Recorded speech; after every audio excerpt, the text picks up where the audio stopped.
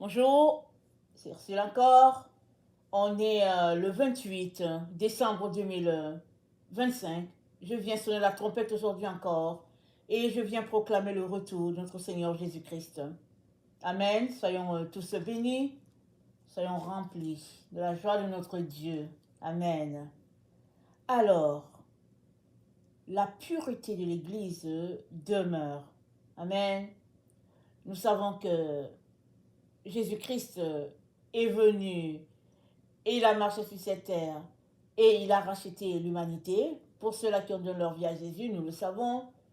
Et en faisant, n'est-ce pas, cette action-là, il a en même temps purifié l'Église.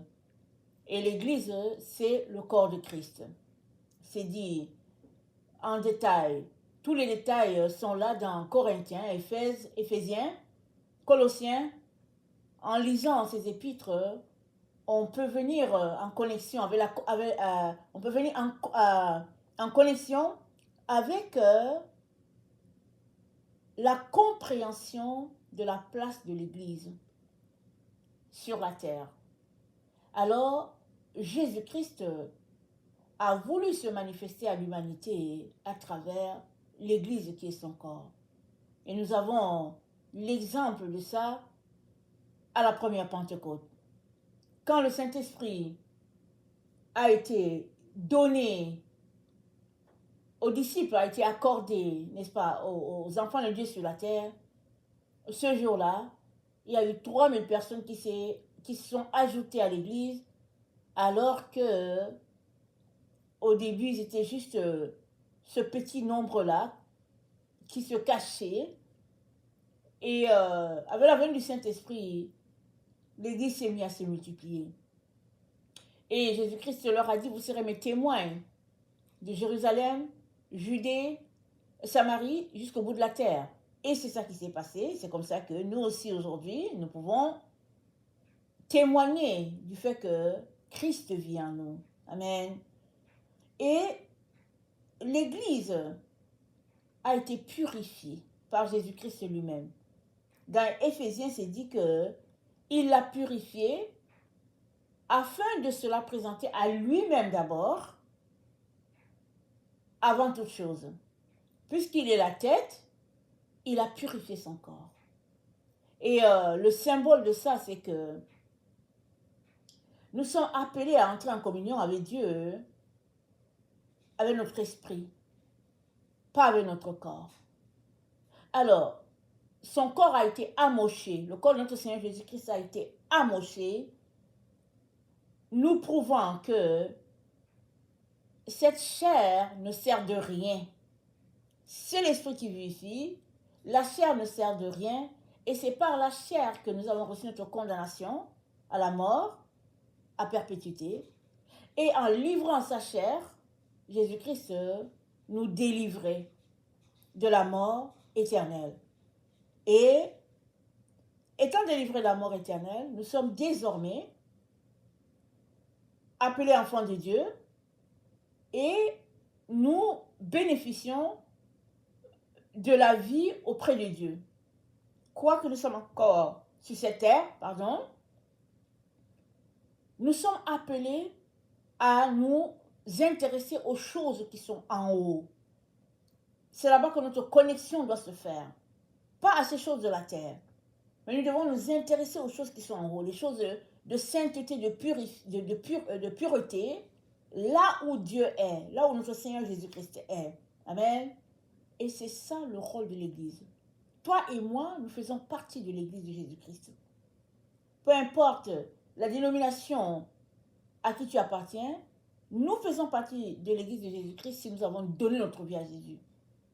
Alors, si tu as donné ta vie à Jésus, bravo, marche dans ce qu'il a acquis pour toi. C'est-à-dire dans la sainteté et la pureté. Si tu n'as pas donné ta vie à Jésus, je viens t'encourager à le faire parce qu'il n'y a pas un autre moyen d'avoir accès à Dieu. Si ce n'est en devenant son enfant. Et Jésus-Christ te donne l'opportunité aujourd'hui de donner ta vie à Dieu. Il suffit que tu ouvres ta bouche, que tu dis Seigneur Jésus, Merci d'être mort à la croix pour moi. Merci d'avoir payé le prix pour moi et d'avoir fait de moi le Fils de Dieu. Et merci pour ton Saint-Esprit qui est là pour me transformer, pour me changer à la gloire du Père.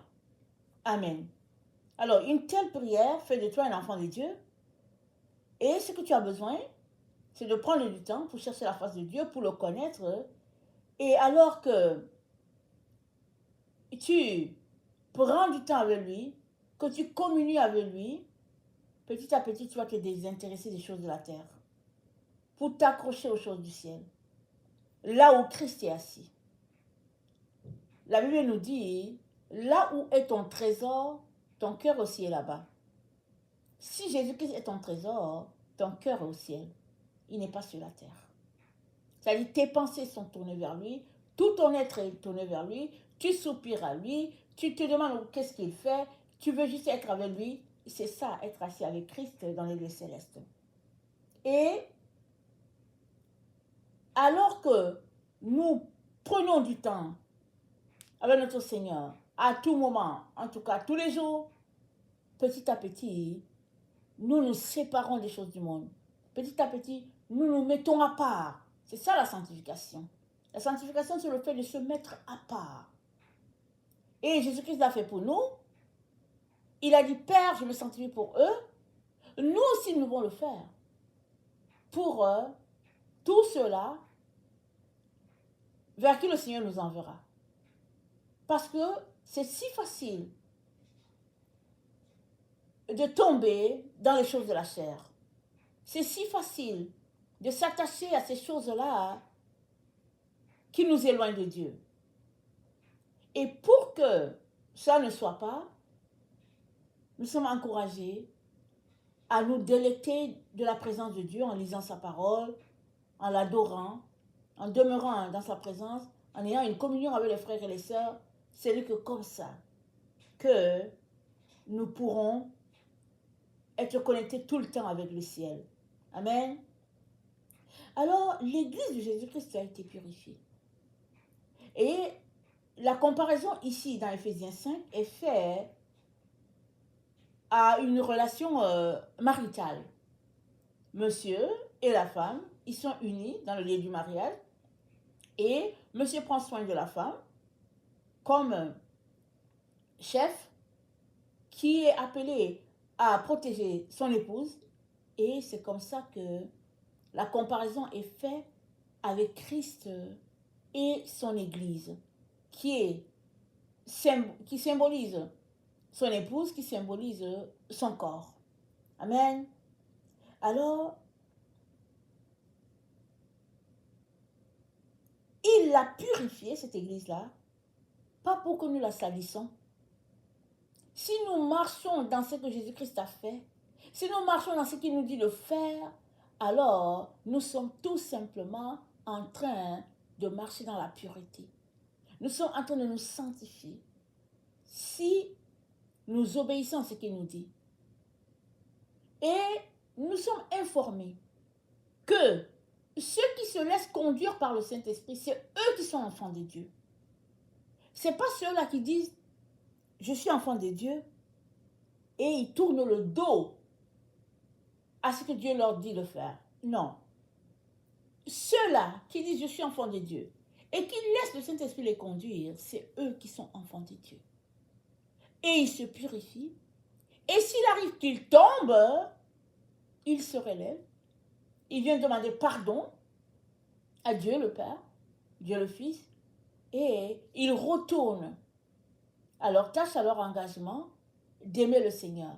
Parce que tu l'aimes tellement que tu ne veux pas l'offenser, alors tu te tiens loin des voies qu'il n'aime pas. Et voilà ce que Jésus-Christ attend de chacune de ces églises sur la terre. Peu importe la dénomination. Si tu dis appartenir à l'église de Jésus-Christ, Jésus-Christ t'a purifié, il t'a sanctifié. Il a fait que il n'y a pas de souillure en toi. C'est ça qu'il a donné à l'église. Maintenant, hein, regarde-toi. Es-tu une personne qui marche dans la souillure? Fais-tu partie d'une église qui se vautre dans les choses du monde? Alors, ressaisis-toi. Viens devant Dieu. Appelle-le au secours. Parce que si tu ne changes pas, Jésus-Christ dit, je te vomirai. Parce que lui, il est pur. Il est saint. Il est la tête. Son corps ne peut pas être souillé. Ce sera un corps multicolore. Ce serait comme si la tête, elle est pure, et puis le corps, il est sale, et ça ne marche pas. Puisque un corps fait partie de la tête, alors les deux doivent être uniformes, ils doivent être en uniformité. Voilà pourquoi Jésus-Christ dit à son église, dans Apocalypse 14, je te vomirai si tu ne changes pas. Nous allons regarder encore cette lettre, parce que c'est une lettre qui nous concerne, qui concerne notre époque, mais c'est une lettre d'appoint dans les temps où nous nous trouvons. Dans Apocalypse 3, le verset 14, je vais lire dans la version taupe. Apocalypse 3, le verset 14. Ainsi parle l'Amen, le témoin fidèle et véritable, le principe de la création de Dieu. Je sais tes œuvres. Tu n'es ni froid ni bouillant. Que n'es-tu froid ou bouillant? Mais parce que tu es tiède et non froid ou bouillant, je vais te vomir de ma bouche. Parce que tu dis, parce que tu dis, je suis riche. Je me suis enrichi, je n'ai besoin de rien, et que tu ne sais pas que tu es misérable, pitoyable, pauvre, aveugle et nu. Je te conseille d'acheter chez moi de l'or purifié au feu pour t'enrichir, des vêtements blancs pour te couvrir, et que ne paraisse la honte de ta nudité, et un collier pour un de tes yeux, et recouvrer la vue.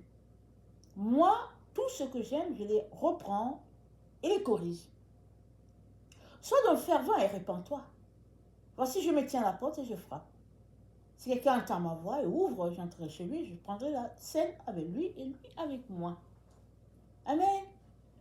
Alors Jésus-Christ s'annonce à l'église de notre temps et il lui dit, je suis l'Amen. C'est quand même spécial qu'il commence sa phrase en disant, je suis la fin. Parce que Amen, c'est dit ainsi soit-il, et Amen, c'est notre formule de prière. Quand on finit la prière, on est en accord, on dit Amen, on dit ainsi soit-il. Donc Jésus-Christ commence sa phrase en disant, je suis ainsi soit-il. C'est-à-dire la chose doit marcher en accord. Il ne commence pas par dire bonjour et tout, et puis bon, je suis le... Non, je suis la finalité. Je suis celui qui vient mettre fin à ce que j'ai commencé. C'est ça qu'il dit. Et puis, il est le témoin véritable, le principe de la création de Dieu. Alors, qu'est-ce que ça veut dire principe? Principe, je vais regarder sur Wikipédia. Principe, c'est la cause première. C'est l'ingrédient. C'est l'origine, le fondement, le point de départ. Jésus-Christ nous dit, je suis le point de départ à toute chose. Alors, si tu lui as donné ta vie, ça veut dire que tu as commencé un jour ta vie avec Jésus. C'est-à-dire, c'est lui ton point de départ. Si tu ne lui as pas encore donné ta vie, alors donne-lui ta vie pour que ta vie commence à quelque part. Parce que ta vie commence à partir du moment où tu la donnes à Jésus. Voilà pourquoi tout le monde est né à la croix. La croix, c'est le lieu où tout le monde est né. Il n'y a personne qui va venir dire, ok, moi j'ai donné ma vie à Jésus, mais au fait, je suis passé par autre chose. Non, non, non. C'est la croix qui nous unit tous. Parce que Jésus-Christ a donné sa vie. Il est mort sur le bois. Et le bois représente, n'est-ce pas, l'arbre de vie. Et Jésus-Christ est notre point de départ à tous. Peu importe la génération, l'époque, le temps et tout, Jésus-Christ est notre point de départ. Alors il dit, si tu veux marcher avec moi, alors retourne au début. Va au fondement. Commence là, parce que tout part de là.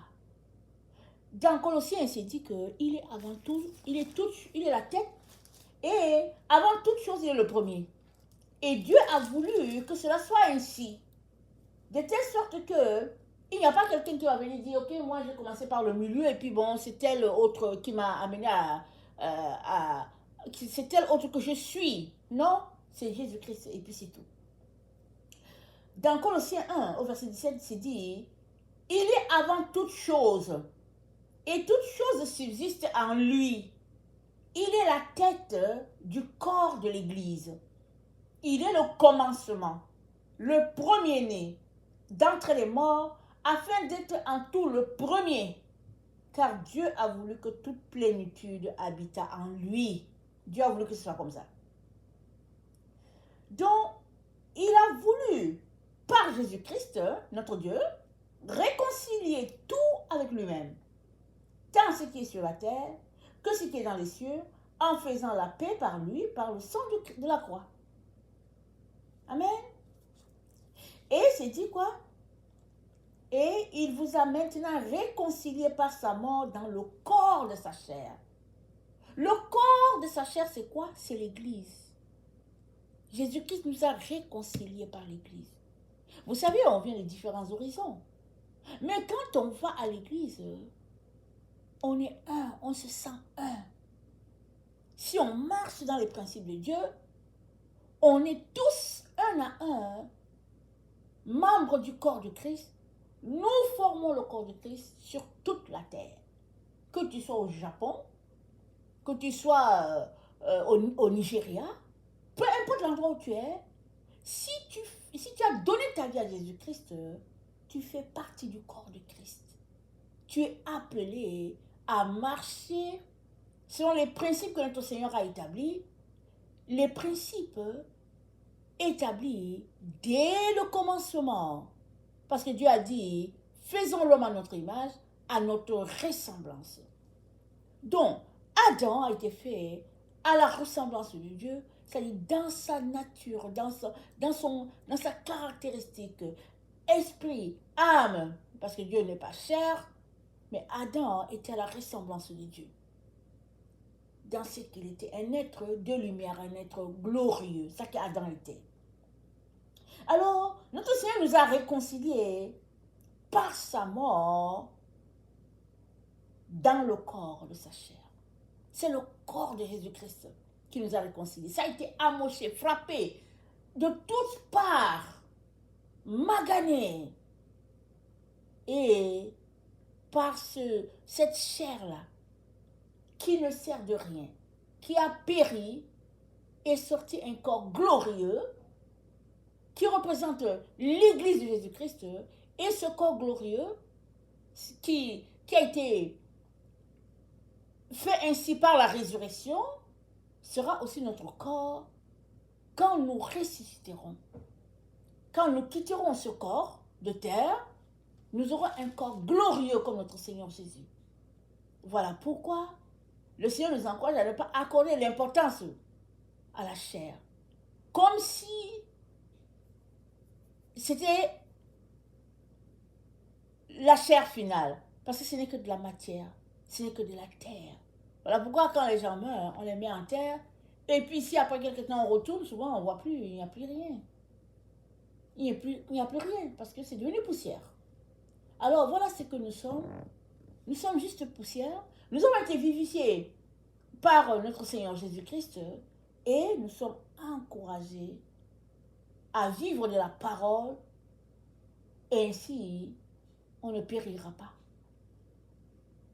Alors que nous vivons de la parole, notre corps est revigoré et nous marchons dans la victoire, dans la vie.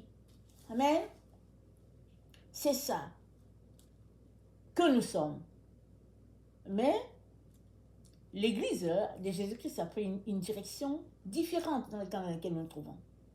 Autant, quand les apôtres étaient là, c'était la synagogue selon la loi des pharisiens.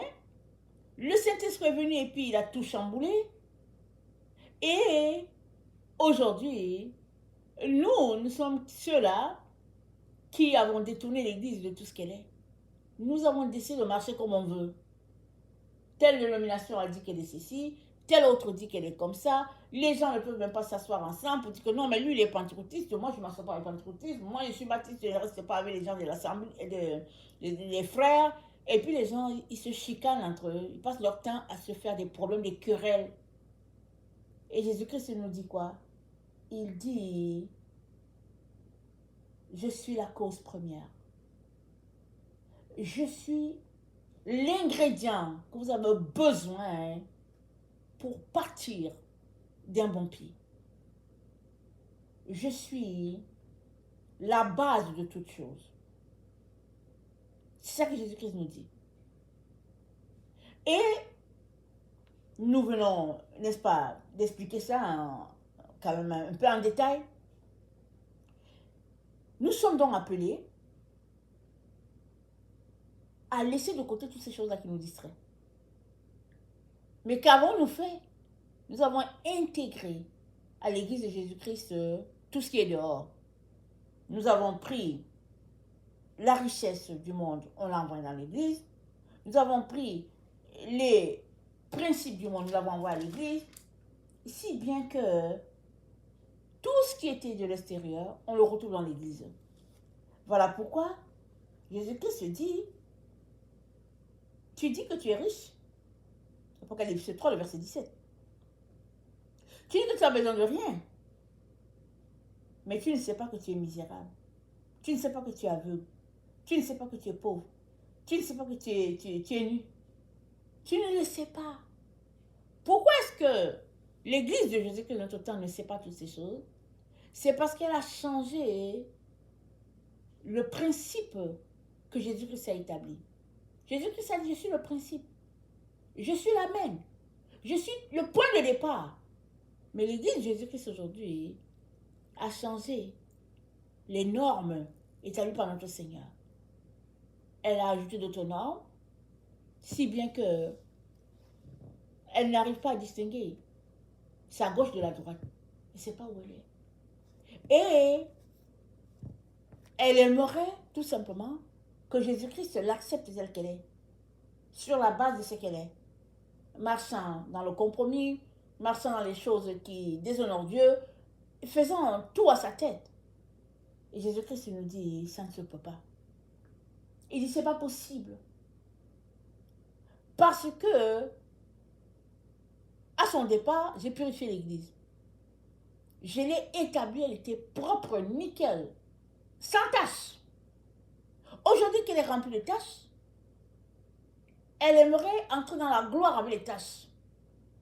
Je lui demande d'enlever les taches et de retourner à l'essentiel, à l'origine. Et voilà pourquoi il dit, je te conseille d'acheter chez moi de l'or purifié au feu pour t'enrichir. Et c'est quoi cet or purifié? Cet or purifié, c'est les épreuves par lesquelles tu passes pour être cette personne-là qui vaut de l'or, ou bien de l'argent, ou bien du diamant, et puis etc. Cet or purifié, c'est toi. Si tu laisses Dieu faire son œuvre en toi, son œuvre de purification, de sanctification, si tu laisses le faire, si tu le laisses faire, pardon, à la fin, tu seras comparable à l'or. Il te donnera la valeur du carat qu'il voudra, mais tu seras comparé à l'or. Et c'est là que nous ne voulons pas. Parce que vous savez qu'on est la génération qui n'aime pas les épreuves. En tout cas, on ne le supporte pas. Voilà pourquoi, pour éviter tout ce qui est épreuve, on s'est taillé différents types d'églises, marchant dans un certain confort. Et on comprend aussi pourquoi l'Église Jésus-Christ n'a pas de pouvoir. Elle n'a plus de puissance. Elle ne peut plus rien faire. Parce que elle s'est compromise. Alors, elle ne sait pas distinguer sa gauche de sa droite. Elle ne sait pas quoi faire. Elle ne sait pas qu'est-ce que Dieu pense parce qu'elle n'est tout simplement pas en connexion avec la tête. Jésus-Christ c'est la tête et l'Église n'est pas en connexion. Le corps n'est pas en connexion. Et Jésus-Christ nous dit, ça doit changer. Ça ne peut pas continuer comme ça doit changer. Alors, il dit, je suis prêt à te donner du collyre. Et vous savez qu'on a besoin du collyre, on a besoin de voir. Le collyre, n'est-ce pas? Ce sont ces gouttes-là qu'on met dans les yeux quand l'œil a des problèmes. Et Jésus-Christ dit, il dit, viens, je te donne du collyre. De telle sorte que tu vas bien voir. Ce que tu vois là, de toi en disant que tout est correct alors que l'Église Jésus-Christ est à l'envers. Jésus-Christ dit, viens, je vais te mettre du collier pour que tu vois qu'elle est déconnectée. Que tu saches que l'Église Jésus-Christ est déconnectée de la réalité. Et il dit, ça ne peut être qu'avec son collier qu'on peut voir cela. Pourquoi est-ce que c'est si important? C'est important que nos yeux puissent bien voir. Parce que si tu ne vois pas, comment vas-tu te rendre à la destination? Tu risques de tomber dans une fosse. Alors, avec le collier de Jésus, on se retrouve à connecter à sa pensée et à voir ce qu'il est en train de nous montrer, la direction qu'il nous montre, ce qui doit arriver. C'est avec le collier de Jésus-Christ qu'on voit ça et il veut nous l'offrir dans nos églises. Est-ce que nous le voulons? Sommes-nous prêts à aller chercher le collier de Jésus? Si c'est ça que tu veux, aller chercher le collier de Jésus, sache que ça va prendre que tu acceptes la correction. Et c'est ça que nous ne voulons pas. Nous passons tout le temps à argumenter, nous ne voulons pas te corriger. Nous connaissons, nous savons où nous allons, et puis nous n'avons besoin de rien, nous sommes corrects. Nous voulons juste un Jésus de religion. Alors on se lève le dimanche, on va, c'est un culte de 45 minutes, ou bien 1h30, et puis on rend notre culte, hommage à Dieu avec notre culte, et on rentre à la maison, ok, bye, au prochain dimanche encore. C'est ça qu'on aime faire. Mais Jésus-Christ nous dit, non, allez bien au-delà. Maintenez le zèle. Et cherchez à voir. Faites tout pour voir. Parce que si tu vois, tu ne vas pas tomber dans la fosse. Si tu vois, tu vas comprendre ce que la tête veut te communiquer. Et c'est ça que Jésus-Christ attend de chacun d'entre nous.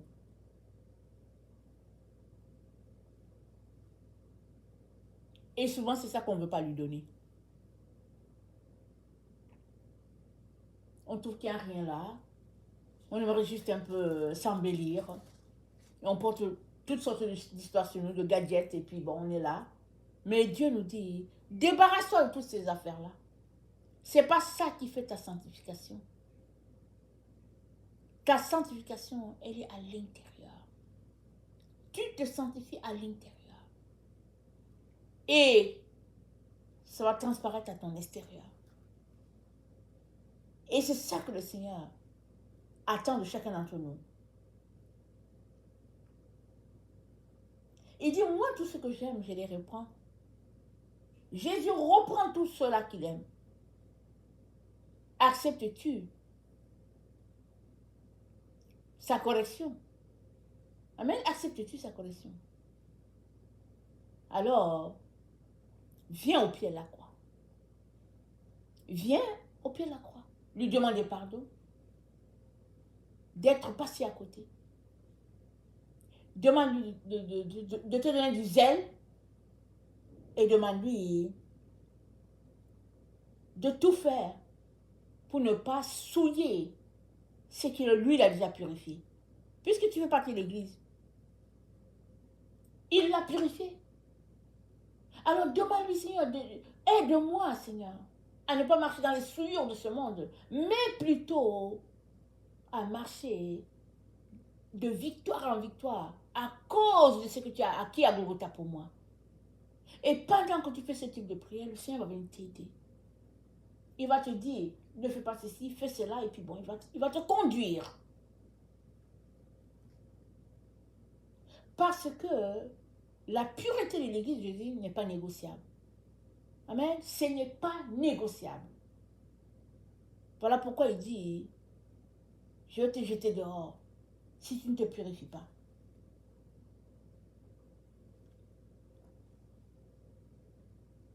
Si tu ne te purifies pas, si tu ne t'organises pas pour être du même type que la tête,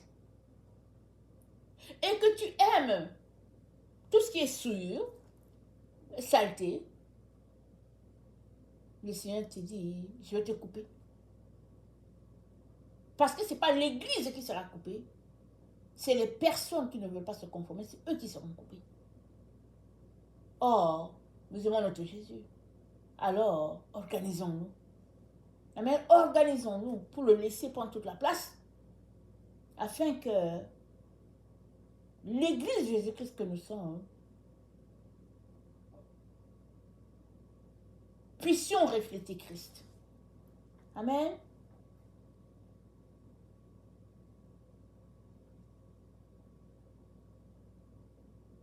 Il n'y a pas de plus grand amour que de donner sa vie pour les siens. Et Jésus-Christ a donné sa vie pour nous.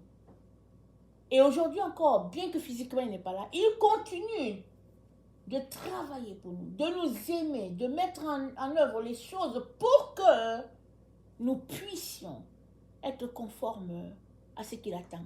Il nous aime tellement. Mais c'est nous qui ne sommes pas prêts à faire des concessions. Parce que nous aimons les choses de la chair.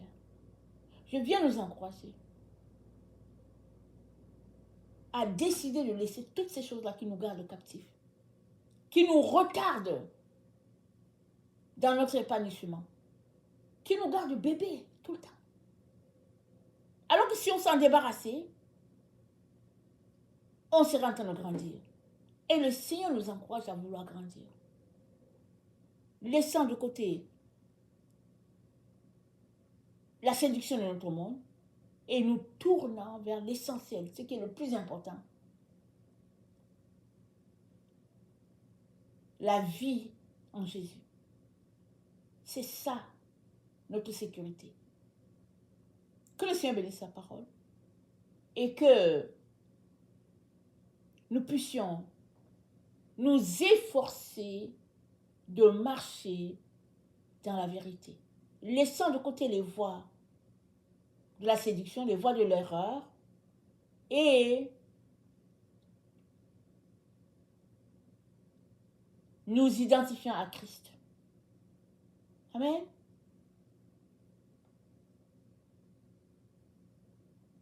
Que le nom de notre Dieu soit béni. Amen et alléluia.